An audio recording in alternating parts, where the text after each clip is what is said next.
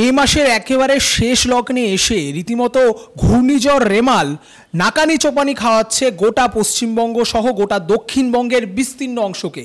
প্রথমে যেটা জানা গিয়েছিল যে সাগরদ্বীপে থেকে শুরু করে বাংলাদেশ খেপুপাড়ার কাছাকাছি কোনো অংশে ল্যান্ডফল করতে পারে। পরবর্তীকালে ল্যান্ডফলের জায়গাটি আরেকটু পাল্টে যায়, বাংলাদেশের মঙ্গলা উপকূল এলাকাতে ল্যান্ডফল হয় 120 থেকে 130 কিলোমিটার বেগে এই ঘূর্ণিঝড়, যার নাম রেমাল। কিন্তু রেমালের এই ল্যান্ডফলের পরেও তার দুর্ভোগের হাত থেকে আপাতত রেহাই নেই বঙ্গবাসী। বিভিন্ন জায়গা থেকে জলমগ্ন হওয়া থেকে শুরু করে গাছ ভেঙে পড়া, বাড়ি ভেঙে পড়া, বাড়ি ধসে পড়ার একাধিক খবর এসেছে। এখন অবধি 4 জনের প্রাণহানির খবর অফিসিয়ালি পাওয়া গিয়েছে। বিস্তীর্ণ অংশ শহর কলকাতা থেকে শুরু করে জেলা সর্বত্রই দুর্ভোগের, দুর্যোগের একই চিত্র বারংবার উঠে আসছে। রাজ্যপাল সিবি আনন্দ বোস এই মুহূর্তে তিনিও কিন্তু রাস্তায় নেমেছেন এই দুর্যোগপূর্ণ আবহাওয়াতে। রাজভবন সংলগ্ন এলাকাতে যেখানে যেখানে গাছ ভেঙে পড়েছে, জলমগ্ন পরিস্থিতি কিংবা দুর্ভোগের পরিস্থিতি রয়েছে, সেই জায়গাগুলো তিনি পরিদর্শন করছেন এবং যেখানে যে সমস্ত কর্মীরা কাজ করছেন তাদের সাথেও তিনি কথা বলেছেন।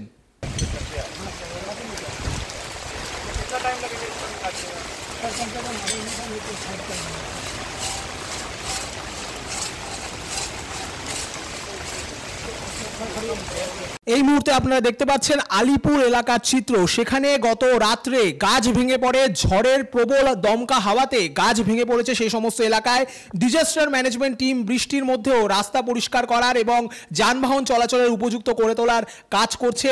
সপ্তাহের প্রথম দিনে বৃষ্টিমুখর কলকাতা এবং সেখানে অফিস যাত্রী, নিত্যযাত্রী যারা রয়েছেন তাদের চরম দুর্ভোগের মুখোমুখি হতে হচ্ছে। এই মুহূর্তে আপনারা দেখছেন Rabindra Sadan metro station. Rabindra Sadan metro স্টেশনের সামনের অবস্থা জলমগ্ন অবস্থা। প্রসঙ্গত বলে রাখা ভালো, মেট্রো পরিষেবা দীর্ঘক্ষণ ধরে বন্ধ ছিল। রীতিমতো মেট্রো লাইনে জল জমে যাওয়ার পরিস্থিতি এবং সেই পরিস্থিতিতে সপ্তাহের প্রথম দিন একেবারে কর্মব্যস্ত মুহূর্তে একেবারে সকালে কিন্তু মেট্রো পরিষেবা ব্যাহত হয়েছে এবং সেখানে রীতিমতো যাকে বলা যায় বিভ্রান্তিকর, বিশৃঙ্খলার পরিস্থিতি তৈরি হয়েছে গোটা শহর জুড়ে। শহরের লাইফলাইন মেট্রো, সেই মেট্রো বন্ধ রয়েছে।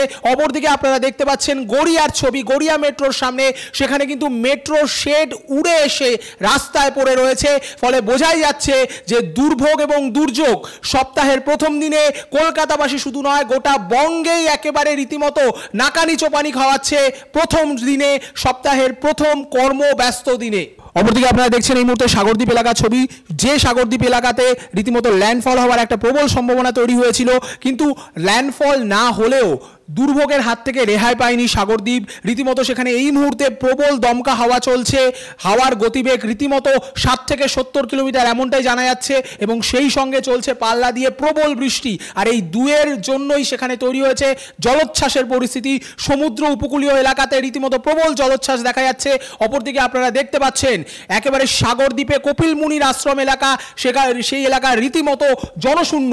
ফলে সাগরদ্বীপ এলাকা একেবারে উপকূলীয় এলাকা, বিস্তীর্ণ অংশ জনশূন্য, রীতিমতো খাঁ করছে এবং তার মধ্যেই প্রকৃতির তাণ্ডব লীলা চলছে। Bureau report, digital Khabrilal Bangla.